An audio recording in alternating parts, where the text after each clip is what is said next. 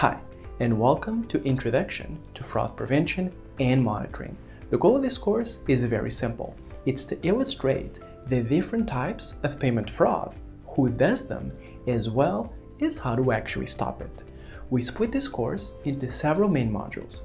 The first is fraud approaches, where we cover how fraud is actually committed, both in general, but also in super specific implementations, as well as by whom, and then we'll cover the specific techniques that are used to actually prevent fraud, a very exhaustive list. And finally, we'll talk about fraud prevention strategies, how to take those techniques and assemble a full fraud prevention strategy, as well as some tips to optimize it. I would suggest that you take a look at the free preview videos available just to gauge whether this course is for you or not, whether it's really what you're looking for. And remember that you always have a 30-day money-back guarantee.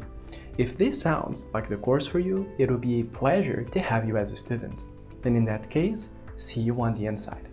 Thank you so much for watching.